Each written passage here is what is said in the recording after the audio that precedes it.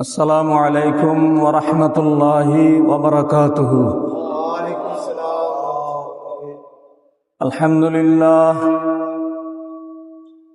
الحمد لله رب العالمين، والصلاة والسلام على سيد الأنبياء والمرسلين وعلى آله الطيبين الطاهرين وأصحابه أجمعين، أما بعد،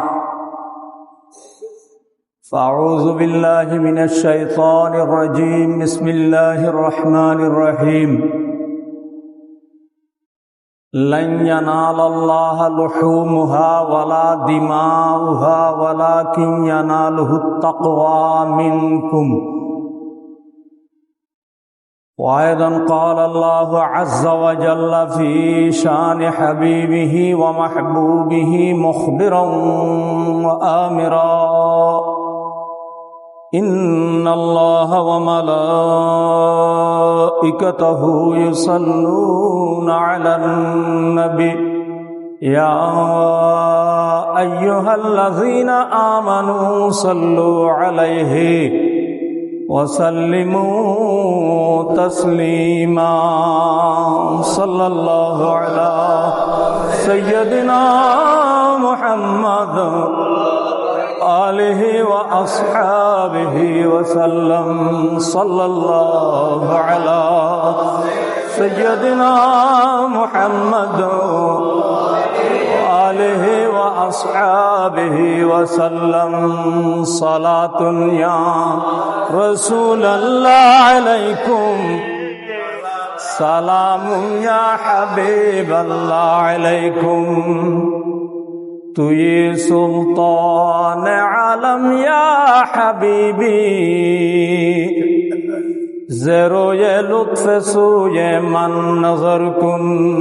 صلاة یا رسول اللہ علیکم، سلام یا حبیب اللہ علیکم. یا رسول اللہ انظر حالنا، یا حبیب اللہ اسمع قالنا. صلاة یا رسول اللہ علیکم، سلام یا حبیب اللہ علیکم. اننا فی بحر ہم مغرق،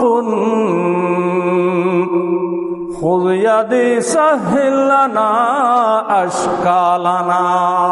صلاة یا رسول اللہ علیکم، سلام یا حبیب اللہ علیکم. اما بعد، মুআজ্জাজ হাজিরিন, উপস্থিত সম্মানিত মুসল্লিবৃন্দ, রহিমানা ওয়া রাহিমাকুমুল্লাহ। আল্লাহ পাক রব্বুল আলামিনের দরবারে শুকরিয়া যে আল্লাহ পাক আমাদের যাদেরকে কোরবানি করার সামর্থ্য দান করেছেন, আমরা কোরবানি আদায় করেছি, আলহামদুলিল্লাহ।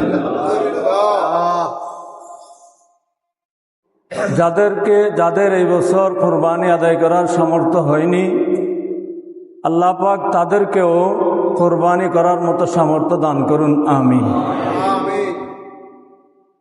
এখন কথা হচ্ছে, আমরা যারা কোরবানি আদায় করেছি, কোরবানির সাধারণ যে বিষয় আমরা বুঝি সেটা হচ্ছে হালাল পশু। যে পশুটি আবার বহিমাতুল আনাম, অর্থাৎ গবাদি পশু। শুধু হালাল পশু হলে হবে না, হালাল পশুর মধ্যে বন্য পশু আছে। বন্য পশু যেমন হরিণ, এটা বন্য পশু, হালাল পশু। তারপর গয়াল তো ইদানিংকালে খুব কম দেখা যায়। গয়াল এটাও হালাল পশু, কিন্তু বন্য পশু। তো শুধু হালাল পশু হলে হবে না, হালাল পশু যদি বন্য পশু হয় সেটা হবে না। হালাল পশু যেগুলি গবাদি পশু, গৃহপালিত, যেগুলি মানুষের পোষ মানে, এই ধরনের পশু, গরু, ছাগল, ভেড়া, মহিষ, উট। তো আমরা সাধারণভাবে যেটা বুঝি, হালাল পশু আল্লাহর নামে জবেহ করে দেওয়া, এটাই হচ্ছে কোরবানি। তা আলহামদুলিল্লাহ আমরা এভাবে কোরবানি আদায় করেছি। কিন্তু এখন কথা হচ্ছে, এই যে আমরা কোরবানি আদায় করলাম, আল্লাহর নামে হালাল পশুটি কোরবানি দিলাম, রক্ত প্রবাহিত হয়ে গেল, পশুর গোস্ত যেগুলি আমরা নিজেরা খেলাম, আত্মীয় স্বজনকে দিলাম, অতিরিক্ত যা আছে তা সংরক্ষণও করলাম। এখানে কোন জিনিসটা আল্লাহর দরবারে পৌঁছল? রক্ত যেটা মাটিতে পড়ে গেছে, ধুয়ে মুছে শেষ হয়ে গেছে, মাটিতে পুঁতে ফেলেছি। গোস্ত যেগুলি আমরা নিজেরা খেলাম, আত্মীয় স্বজনকে খাওয়াইলাম, আর কিছু আমরা ফ্রিজে সংরক্ষণ করলাম। তাহলে এগুলি তো সব আমাদেরই রয়ে গেল। আল্লাহর কাছে গেলটা কি? আল্লাহর কাছে কি পৌঁছেছে? আল্লাহ আমাদের কাছ থেকে কি পেয়েছেন? সেটা আল্লাহ পাক রব্বুল আলামিন নিজেই বলছেন। আল্লাহ বলছেন, লা ইয়ানালাল্লাহা লুহুমুহা ওয়ালা দিমাউহা ওয়ালাকিন ইয়ানালুহু তাকওয়া মিনকুম। তোমাদের কোরবানির পশুর গোস্ত না রক্ত, গোস্ত রক্ত কোনোটাই আল্লাহর কাছে পৌঁছায় না, কোনোটাই আল্লাহর দরবারে যায় না। শুধু আল্লাহর দরবারে একটা জিনিসই যায়, ওয়ালাকিন ইয়ানালুহু তাকওয়া মিনকুম। তোমাদের কলবের, তোমাদের অন্তরে যে তাকওয়া, যে আল্লাহভীতি, সেটাই আল্লাহর দরবারে পৌঁছে যায়। সুবহানাল্লাহ। এখন আমরা নিজেরা বিবেচনা করতে পারি, আমাদের কার কোরবানি আল্লাহর দরবারে পৌঁছেছে, কার কোরবানি আল্লাহর দরবারে পৌঁছেনি। যার অন্তরের মধ্যে তাকওয়া ছিল না, যার কলবের মধ্যে আল্লাহভীতি ছিল না, যার কলবের মধ্যে আল্লাহর সন্তুষ্টির উদ্দেশ্য ছিল না, যার কলবের মধ্যে মানুষকে লৌকিকতা, মানুষকে লোক দেখানো মনোভাব ছিল, আমি বড় গরু কিনলে লোকে আমাকে বড় লোক বলবে, এই ধরনের মানসিকতা যার অন্তরের মধ্যে ছিল, এটা মোটামুটিভাবে নিশ্চিত বলা যায় তার কোরবানি আল্লাহর দরবারে পৌঁছেনি, আল্লাহর দরবারে কবুল হয়নি। সেই ব্যক্তির শুধু গোস্ত খেতে পেরেছে, গোস্ত সংরক্ষণ করতে পেরেছে, নাউজুবিল্লাহ। আর আল্লাহর ঘোষণা অনুযায়ী, সামর্থ্য অনুযায়ী বেশি বড় গরু কোরবানি দিতে পারে নাই, সামর্থ্য কম, ছোট একটা গরু কোরবানি দিয়েছে, ছোট একটা ছাগল কোরবানি দিয়েছে। কিন্তু অন্তর পরিষ্কার ছিল, অন্তরের মধ্যে ছিল শুধু আমি আল্লাহকে রাজি করার জন্য কোরবানি দিচ্ছি। অন্তরের মধ্যে ছিল কে কি বলবে না বলবে আমার সেদিকে দৃষ্টি দেওয়ার প্রয়োজন নেই। আমার সামর্থ্য আছে ছোট গরু দেওয়ার, আমার সামর্থ্য আছে এই ছোট একটা ছাগল কোরবানি দেওয়ার। সুতরাং কে কি বলবে না বলবে সেগুলি খেয়াল করার আমার সুযোগ নাই, খেয়াল করার আমার প্রয়োজনও নাই। শুধু আমি আল্লাহর দৃষ্টিতে আমার কোরবানি কবুল হচ্ছে কিনা, আল্লাহকে রাজি করার জন্য যে ব্যক্তি এই ধরনের কোরবানি দিয়েছে, আলহামদুলিল্লাহ তার কোরবানি আল্লাহর দরবারে কবুল হয়ে গেছে। সুবহানাল্লাহ। এজন্য যে কোনো ইবাদত, সেটা কোরবানি হোক, সেটা রোজা হোক, সেটা নামাজ হোক, সেটা দান সাদকা হোক, সেটা অপর মানুষকে সাহায্য হোক, অপর মানুষের উপকার হোক, প্রতিটি কাজের মধ্যে চিন্তা ভাবনা থাকতে হবে আমি আল্লাহকে রাজি করার জন্য এই কাজ করছি। এটাই হচ্ছে তাকওয়া। এবং এই কাজ যখন করা হবে, এই মনোভাব যখন অন্তরে সৃষ্টি হবে, তখন ইনশাআল্লাহ সেই কাজটি আল্লাহর দরবারে ইবাদত হিসেবে কবুল হয়ে যাবে। সুবহানাল্লাহ। এটা যদি না থাকে, আত্তাকওয়া হাহুনা, আমার রাসূল বলেছেন, আত্তাকওয়া হাহুনা, আত্তাকওয়া হাহুনা, আত্তাকওয়া হাহুনা। তাকওয়া এখানে, এটা কার আছে না আছে এটা বুঝার সুযোগ নেই, সাধারণ মানুষ বুঝতে পারবে না। সাধারণ মানুষ দেখতে পাচ্ছে সেই ব্যক্তি বড় নামাজি, নামাজ খুব পড়ছে, 5 ওয়াক্ত নামাজ মসজিদে এসে পড়ছে, মানুষরা মনে করবে সে নামাজি। কিন্তু তার অন্তরের মধ্যে আছে আমি যদি 5 ওয়াক্ত নামাজটা ঠিকমতো মসজিদে গিয়ে পড়ি, মানুষ আমাকে নামাজি বলবে। তার অন্তরে খেয়াল আছে, আমি যদি 5 ওয়াক্ত মসজিদে গিয়ে নামাজটা আদায় করি, মানুষ আমাকে নামাজি বলবে, ইবাদত গুজার বলবে, খুব ধর্মপরায়ণ বলবে। আর সুযোগ পেলে হয়তো আমাকে মসজিদ কমিটির দায়িত্বশীল কেউ মানিয়ে দেবে। এই উদ্দেশ্য নিয়ে সে মসজিদে আসছে। তাকওয়া অন্তরের মধ্যে নাই, আল্লাহকে রাজি করার উদ্দেশ্য নাই। সেই নামাজ কিয়ামতের দিন কোনো কাজেই আসবে না, নাউজুবিল্লাহ। একইভাবে হজ আদায় করেছে, শুধু মানুষ আমাকে একটা হাজি বলবে, আমার নামের আগে শুধু হাজি অমুক বলবে, এটার জন্য হজ আদায় করলাম। টাকা পয়সা আছে, এখন হজ যদি না করি মানুষ কি বলবে? তো মানুষের দুর্নাম থেকে বাঁচার উদ্দেশ্য নিয়ে হজ আদায় করেছে, উদ্দেশ্য আল্লাহকে রাজি করা নয়। তো সেই হজ, সেটা কোনো হজই হলো না। যত টাকা পয়সা খরচ হলো, সমস্ত টাকা পয়সা পানিতে গেল। কিয়ামতের দিন সেই হজ তার মুখের মধ্যে ছুঁড়ে মেরা দেওয়া হবে, নাউজুবিল্লাহ। কেন? হজ তো করেছে, অন্য একজন হাজি যেই ধরনের হজ করেছে, ইনিও সেই ধরনের হজ করেছে। অন্য একজনের নামাজি যেই ধরনের নামাজ পড়েছে, ইনিও সেই ধরনের নামাজ পড়েছে। বাহ্যিক দৃষ্টিতে কোনো তারতম্য নেই, কিন্তু তারতম্যটা কোথায়? কলবের মধ্যে। কদ আফলাহা মান তাযাক্কা, এই জন্য আল্লাহ বলেছেন কদ আফলাহা মান তাযাক্কা। যার অন্তর পরিশুদ্ধ হয়ে গেছে সেই ব্যক্তি কামিয়াব হয়ে গেছে, সুবহানাল্লাহ।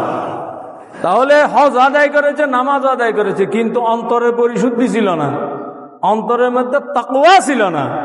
এই তাকওয়া না থাকার কারণে নামাজ বলেন, হজ বলেন, রোজা বলেন, যাকাত বলেন, কুরবানি বলেন, সব কিছু বরবাদ হয়ে গেল। আর তাকওয়া আছে, ইবাদত যা করেছে, ইবাদতের পরিমাণ কম, হয়তো বেশি ইবাদত করে নাই, কিন্তু এই কম ইবাদতও তাকওয়ার কারণে আল্লাহর দরবারে বেশি হিসাবে কবুল হয়ে যেতে পারে, সুবহানাল্লাহ। সব কিছুর মূলে থাকতে হবে কি? তাকওয়া। এই যে কোরবানির গোশত, রক্ত, যেগুলি আল্লাহর দরবারে পৌঁছায় না, আল্লাহর দরবারে পৌঁছায় শুধু তাকওয়াটা, অন্তরের পরিশুদ্ধি যেটা আছে সেটা। গোশত এটা আমাদের দ্বীনের মধ্যে আমার রাসূল সাল্লাল্লাহু আলাইহি ওয়াসাল্লাম আমাদের জন্য হালাল করে দিয়েছেন। আমাদের পূর্ববর্তী নবীদের যুগেও কোরবানির প্রচলন ছিল।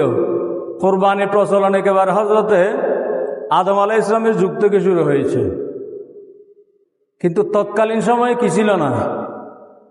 কোরবানির পণ্য, যে দ্রব্য বা যেই পশু আল্লাহর রাহে কোরবানি দেওয়া হবে, সেটা আহার করার, সেই কোরবানিকৃত পশুর গোশত অথবা কোরবানিকৃত যে দ্রব্য আল্লাহর নামে কোরবানি দেওয়া হবে, সেগুলি কোরবানিদাতা বা কোরবানিদাতার আত্মীয় স্বজন কেউ আহার করার, খাওয়ার কোনো অনুমতি ছিল না। যেমন হযরত আদম আলাইহিস সালামের জমানায় কোরবানি হয়েছিল। হযরত আদম আলাইহিস সালামের 2 ছেলে, হাবিল আর কাবিল, 2 ছেলেকে কোরবানি দেওয়ার কথা আল্লাহ বলেছিলেন। ঘটনা হচ্ছে, হযরত আদম আলাইহিস সালামের সন্তান সন্ততি জন্ম নিত জোড়ায় জোড়ায়, একটা ছেলে একটা মেয়ে, যমজ। এইবার এক ছেলে এক মেয়ে জন্ম নেবে, পরবর্তীবার আরেক ছেলে আরেক মেয়ে জন্ম নেবে। এটা আল্লাহর হুকুম, এভাবে হতো। তখন আদম আলাইহিস সালামের শরীয়তের রীতি ছিল, এক জোড়ার ছেলের সাথে পরবর্তী জোড়ার মেয়ের, পরবর্তী জোড়ার ছেলের সাথে পূর্ববর্তী জোড়ার মেয়ের বিবাহ হবে। তখন তাদেরকে কি মনে করা হতো না, তারা সহোদর ভাই বোন, ঠিক আছে, কিন্তু তখন শরীয়ত ছিল এই ধরনের, এক জোড়ার ছেলের সাথে আরেক জোড়ার মেয়ের বিবাহ হবে। যেই জোড়া ছেলে মেয়ে জন্ম নিয়েছে সেই জোড়া ছেলে মেয়েদের মধ্যে বৈবাহিক বন্ধন নিষিদ্ধ ছিল, হারাম ছিল। এটাই হচ্ছে আদম আলাইহিস সালামের শরীয়ত। কিন্তু ঘটনাচক্রে কাবিল, আদম আলাইহিস সালামের এক ছেলে, কাবিলের সাথে যে যমজ বোনটি জন্ম নিয়েছিল, সেই যমজ বোনটি তুলনামূলক সুন্দরী ছিল। অন্য বোন হাবিলের সাথে এক বোন জন্ম নিয়েছিল। এখন আদম আলাইহিস সালামের শরীয়ত মোতাবেক কাবিলের সাথে যে যমজ বোন জন্ম নিয়েছে সেটা হাবিলের সাথে বিয়ে হবে। হাবিলের সাথে যে যমজ বোনের জন্ম হয়েছে সেটা কাবিলের সাথে বিয়ে হবে। শরীয়ত মোতাবেক এইটা ফয়সালা। আদম আলাইহিস সালাম সেই মোতাবেক তাদের বিবাহ দিতে চাইলেন, কিন্তু যেই যমজ বোনটি সুন্দরী বেশি, সেই যমজ ভাইটি বলল, না আমি ওই বোনকে বিয়ে করবো না, আমি আমার যমজ বোনকে বিয়ে করব। নাউজুবিল্লাহ। এটা তো তখন আদম আলাইহিস সালামের শরীয়তের মধ্যে হারাম, নিষিদ্ধ। আদম আলাইহিস সালাম বললেন এটা হতে পারে না, এটা শরীয়তের মধ্যে নিষিদ্ধ, আল্লাহ পাক এটা হারাম করে দিয়েছেন, তোমাকে শরীয়ত মোতাবেক বিয়ে করতে হবে। কিন্তু সে গোঁ ধরে বসলো, না এটাই হতে হবে। তখন আল্লাহর পক্ষ থেকে হুকুম হলো, হে আদম আলাইহিস সালাম, আপনি আপনার দুই ছেলেকে কোরবানি দিতে বলুন। দুই ছেলে কোরবানি দেবে, যার কোরবানি আল্লাহর দরবারে কবুল হবে তার অনুকূলে ফয়সালা হবে। তাহলে আপনাদের মনে আছে তো নিশ্চয়, কোন ভাইটি গোঁ ধরল? কাবিল। কাবিল ভাইটি তার যমজ বোনকে বিয়ে করতে চেষ্টা করলো। হাবিল শরীয়তের উপর আছে। এখন আল্লাহর পক্ষ থেকে যখন কোরবানি দেওয়ার হুকুম হলো, আদম আলাইহিস সালাম যখন বললেন দুই ছেলেকে তোমরা কোরবানি দাও, ওই যেটা শরীয়ত বিরোধী কাজ করার, অর্থাৎ যমজ বোনকে বিয়ে করার ইচ্ছা পোষণ করেছে কাবিল, তার ছিল বিশাল একটা শস্য বাগান, ফলের বাগান। আর ভালো ছেলেটি হাবিলের ছিল মেষপাল, মেষের খামার। কোরবানি যখন দিতে বললেন, আল্লাহর পক্ষ থেকে এই হুকুম হলো, তখন ওই ভালো ছেলেটি তার মেষপাল থেকে একেবারে নাদুস নুদুস সুদৃশ্য সুন্দর একটা মেষ কোরবানি দিল। আর ওই দুষ্ট ছেলেটি তার যে শস্য ক্ষেত থেকে কিছু নিম্নমানের শস্য কোরবানি দিল। তখন কোরবানি দেওয়ার পদ্ধতি ছিল, একটি জায়গায় রেখে আসলাম, আমি এটা আল্লাহর রাস্তায় কোরবানি দিলাম, এতটুকু বলবে। যদি পশু হয়, শুধু আমি আল্লাহর রাস্তায় কোরবানি দিলাম, পশুটি জবাহ করে রেখে আসবে। তো কোরবানি কবুল হয়েছে কিনা আমরা কিন্তু বুঝতে পারি না। তৎকালীন সময়ে কোরবানি কবুল হয়েছে কিনা সেটা বোঝা যেত। আল্লাহর পক্ষ থেকে যার কোরবানি কবুল হয়েছে তার কোরবানির পশুটি অথবা কোরবানিকৃত দ্রব্যটি আল্লাহর পক্ষ থেকে গায়েব থেকে একটা আগুন এসে সেটা জ্বালিয়ে দিত। সেটা যখন জ্বালিয়ে দিত তখন সবাই বুঝে নিত তার কোরবানি আল্লাহর দরবারে কবুল হয়ে গেছে। সুবহানাল্লাহ।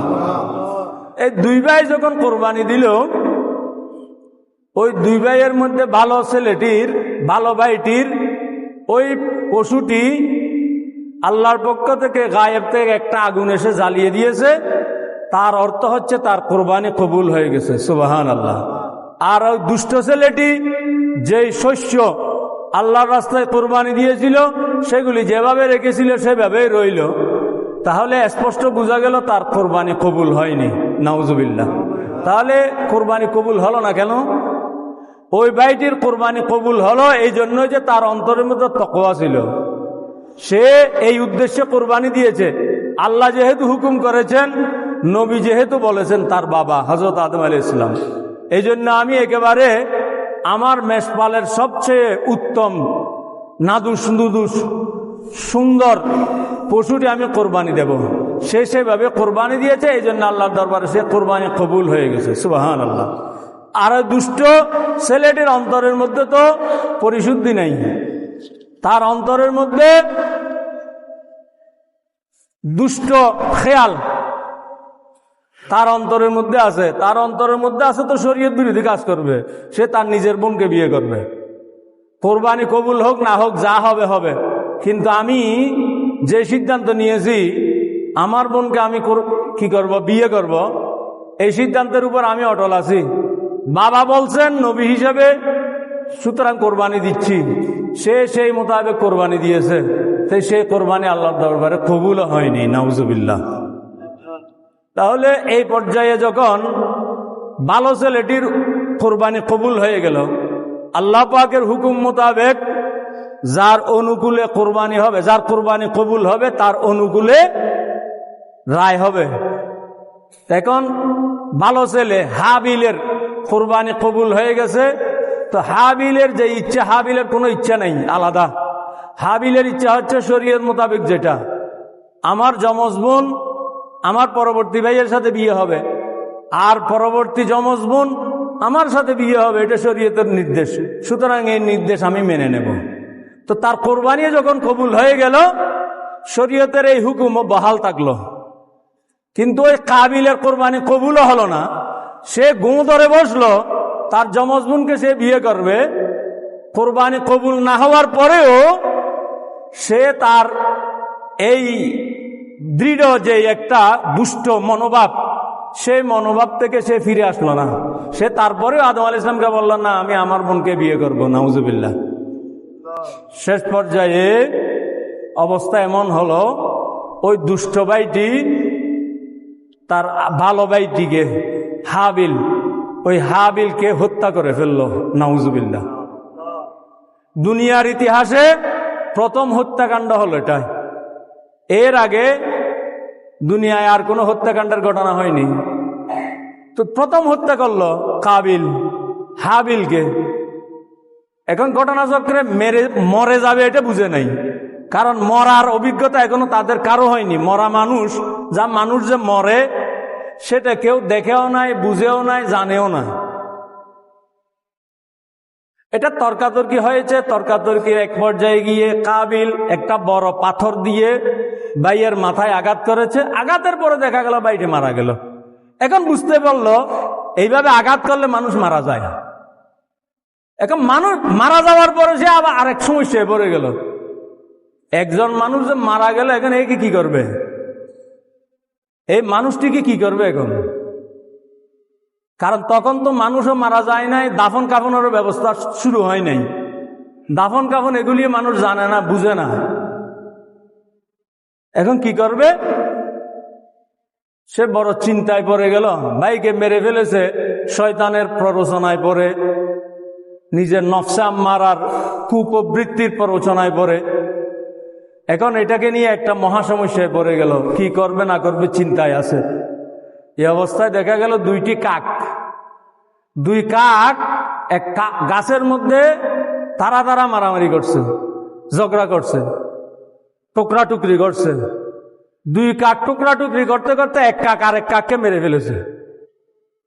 মেরে ফেলার পরে দেখা গেল যে কাকটি মেরে ফেলেছে, ওই কাকটি ঠোঁট দিয়ে মাটিতে একটা গর্ত করে তার মৃত স্বজাতি ভাইকে কাককে সে মাটির নিচে দাফন করে পা দিয়ে মাটি চাপা দিয়েছে। কাবিল এই ঘটনা একেবারে সচক্ষে দেখলো, চিন্তা করলো, আমি মানুষ হয়ে কাকের বুদ্ধিও তো আমার কাছে নাই। কাক দেখলাম, এগুলি আল্লাহর হেকমত আর কি। এইভাবে তার স্বজাতিকে দাফন করে দিয়েছে, মাটি চাপা দিয়েছে। এই কাকের এই বুদ্ধি দেখে কাবিলও ওই গর্ত করে তার ভাই হাবিলকে দাফন করলো। এই দাফন প্রক্রিয়া শুরু হলো এখানে। দাফন, মানুষ মারা গেলে দাফন করা, মাটি চাপা দেওয়ার এই রীতি প্রচলন হলো তখন থেকে। আর হত্যাকাণ্ড, মানুষকে অন্যায়ভাবে মেরে ফেলা, এটাও চালু করলো কাবিলে। এই জন্য হাদিস শরীফ এসেছে, এই দুনিয়া সৃষ্টির শুরু থেকে কিয়ামত পর্যন্ত যত হত্যাকাণ্ড হবে, যত মানুষ একে অপরকে অন্যায়ভাবে মারবে, খুন করবে, এই খুনের যত গুনাহ হবে, গুনাহ তো হত্যাকারীর গুনাহ হবেই হবে, কিন্তু প্রতি হত্যার গুনার একটা অংশ এই কাবিলও গুনাহের অংশীদার হবে। নাউজুবিল্লাহ। কেন? সে যেহেতু এই দুনিয়ায় সর্বপ্রথম খুন করার রেওয়াজ প্রচলন করেছে, খারাপ রেওয়াজ যেহেতু সে প্রচলন করেছে, এই খারাপ রেওয়াজ কিয়ামত পর্যন্ত যত হবে, হতে থাকবে খারাপ কাজ, এই খারাপ কাজের প্রতিটি গুনার অংশীদারিত্ব সেই প্রথম যে ব্যক্তি এই রেওয়াজটি চালু করেছে তার আমল নামার মধ্যে দেওয়া হবে। নাউজুবিল্লাহ। তাহলে আলোচনা কোথায় ছিলাম? অর্থাৎ কোরবানি। কোরবানি কবুল হয় তাকওয়ার কারণে। তাকওয়া থাকলে কোরবানি কবুল, তাকওয়া না থাকলে কোরবানি শেষ। যেটা হাবিল আর কাবিলের কোরবানির মাধ্যমে বোঝা গেল। তারপরে হলো কোরবানির পশুর যে গোশত মাংস আমরা খেতে পারি, পূর্ববর্তী নবীদের উম্মতরা কোরবানিকৃত পশুর গোশত বা কোরবানিকৃত কোনো দ্রব্য তারা ভোগ করতে পারত না, খাওয়ার সুযোগ ছিল না। শুধু আমাদের দিনের মধ্যে আমার রসুলই তার উম্মতদেরকে এই কোরবানির গোশতে, কোরবানির পশুর গোশত খাওয়ার অনুমতি দিয়েছেন। আলহামদুলিল্লাহ। প্রথম যেমন আমাদের দেশে একটা প্রচলন ছিল, এখন শুনি না, আমরা যখন ছোট তখন শুনতাম আমাদের মুরব্বীরা, বয়স্ক ব্যক্তিরা বলতে, কোরবানির গোশত 3 দিনের বেশি রাখা যায় না, 3 দিনের মধ্যে কি করতে হবে? কোরবানির পশুর গোশত খেয়ে ফেলতে হবে, মানুষকে দিয়ে ফেলতে হবে, ঘরে রাখা যাবে না। এটা একেবারে অমূলক নয় যে 3 দিন পর্যন্ত কোরবানির গোশত রাখা যাবে, এর বেশি অতিরিক্ত রাখা যাবে না। হাদিস শরীফ এটাও আছে। সেটা কেমন? প্রথম যখন কোরবানি ওয়াজিব হলো, সাহাবীরা যখন কোরবানি দিচ্ছেন, তখন তো সাহাবীদের মধ্যে বিত্তশালী, অর্থশালী, সম্পদশালী সাহাবী ছিলেন খুব কম। কারণ বেশিরভাগ সাহাবী তো মক্কা শরীফ থেকে হিজরত করে মক্কা শরীফে তাদের ধন সম্পদ, বাড়ি ঘর, টাকা পয়সা সব রেখে মদিনায় চলে এসেছেন। তারা প্রায় নিঃস্ব। আস্তে আস্তে ব্যবসা বাণিজ্য করছেন তারা। আর যারা আনসারি সাহাবী, মদিনার সাহাবী, তারা আছেন ক্ষেত খামার নিয়ে। তো তখন নতুন নতুন কোরবানি করছেন সামান্য সংখ্যক সাহাবী, অল্প সংখ্যক সাহাবী। বেশিরভাগ সাহাবী কোরবানি করতে পারতেন না, কোরবানি করার সামর্থ্য তাদের ছিল না। তো অল্প সংখ্যক সাহাবী কোরবানি করছেন। এখন তারা যদি কোরবানি গোশত নিজেরা খায় আর কিছু যদি ঘরে রেখে দেয়, তাহলে বাকি সাহাবীরা বঞ্চিত হয়ে যাচ্ছে।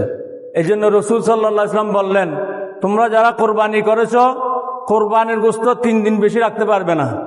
3 দিনের মধ্যে কোরবানির গোশত তোমরা হয়তো খাবে, পরিবার পরিজনকে খাওয়াবে, নয়তো অন্যান্য সাহাবী মানুষদেরকে দান করে দিতে হবে। 3 দিনের বেশি কোরবানির গোশত রাখার কোনো অনুমতি নাই। এই মোতাবেক সাহাবীরা প্রথম কোরবানি করে 3 দিনের মধ্যে গোশত শেষ। এরপরে যখন ধীরে ধীরে কোরবানি দাতার সংখ্যা বেড়ে গেল, সাহাবীরা আস্তে আস্তে সামর্থ্যবান হচ্ছেন, মোটামুটি ভাবে টাকা পয়সা হচ্ছে, আস্তে আস্তে কোরবানি দাতার সংখ্যা বেড়ে গেল, বেশি মানুষ কোরবানি দিচ্ছে। তো বেশি মানুষ যখন কোরবানি দিচ্ছে, তখন আল্লাহ রসুল সাল্লাল্লাহু আলাইহি ওয়াসাল্লাম পূর্বের দেওয়া হুকুম, যেটা আগে হুকুম দিয়েছিলেন 3 দিনের বেশি রাখতে পারবে না, সেই হুকুমটা প্রত্যাহার করে নিলেন। সেই হুকুম প্রত্যাহার করে নিয়ে আমার রসুল বললেন, এবার কুলু ওয়াদ্দাখিরু, তোমরা কোরবানি করো, কোরবানির গোশত খাও, এবার ইচ্ছা মতো তোমরা সংরক্ষণও করো। সুবহানাল্লাহ। পূর্ববর্তী হুকুম রহিত করে দিলেন, এবার হুকুম দিলেন তোমরা ইচ্ছা মতো খেতে পারবে, আত্মীয় স্বজনকে দিতেও পারবে। তারপরে এবার তোমরা ইচ্ছা মতো, তোমাদের সুবিধা মতো যা কিছু তোমরা সংরক্ষণ করতে চাও, রেখে দিতে চাও, তোমরা রাখতেও পারবে। সুবহানাল্লাহ। এই হুকুমটাও সেই হুকুমটা এখনো বহাল আছে। এই বহাল থাকার কারণে আমরা এখন কোরবানি করলে আমরা নিজেরা খাই, আত্মীয় স্বজনকে যা দেওয়ার দিই, আর কিছু ফ্রিজের মধ্যে রেখে দিতে পারি, রেখে দেওয়ার অনুমতি আছে। কিন্তু আগে ছিল না। তা আমাদের মুরব্বীরা যেটা বলতেন, হয়তো তারা আগের হাদিস শরীফ এটা হয়তো ওলামায়ে কেরামের মুখ থেকে শুনেছেন, সেটার উপর ভিত্তি করে তারা বলতেন, ঠিক আছে, সেটাও একেবারে অমূলক বলার সুযোগ নাই। তো যাই হোক, যেটা হচ্ছে অর্থাৎ কোরবানি এটা তাকওয়ার বিষয়। তাকওয়া যারা তাকওয়ার নিয়ে অন্তরে পরিশুদ্ধি নিয়ে যারা কোরবানি করেছেন তারা মোটামুটি নিশ্চিত হতে পারেন আল্লাহ আমার কোরবানি কবুল করেছেন, আলহামদুলিল্লাহ। আর যাদের অন্তরের মধ্যে পরিশুদ্ধি ছিল না, লোক দেখানো মনোবৃত্তি ছিল, মানুষ বড় লোক বলবে এই ধরনের চিন্তাধারা ছিল, তারা মোটামুটিভাবে তারাও নিশ্চিত হতে পারেন তাদের কোরবানি আল্লাহর দরবারে কোনো কাজেই আসেনি, নাউজুবিল্লাহ। তো যাদের অন্তরে এই ধরনের আবর্জনা ছিল তারা অন্তত এখন তওবা করতে পারেন না। তওবা করে বলুন, যা হয়ে গেছে, ভবিষ্যতে ইনশাআল্লাহ আমি তাকওয়ার উপর থাকবো, ইনশাআল্লাহ। অন্তরের মধ্যে আমি পরিশুদ্ধি নিয়েই যত ইবাদত বন্দেগী করব সবকিছু আল্লাহকে রাজি করার জন্য করব। এই উদ্দেশ্য নিয়ে যদি আপনারা অগ্রসর হন, ইনশাআল্লাহ ভবিষ্যৎ জীবন আমাদের আল্লাহর পক্ষ থেকে পুরস্কারের উপযোগী হবে। আল্লাহ পাক সেই ধরনের জীবন আমাদেরকে গড়ার তৌফিক দান করুন, আমিন।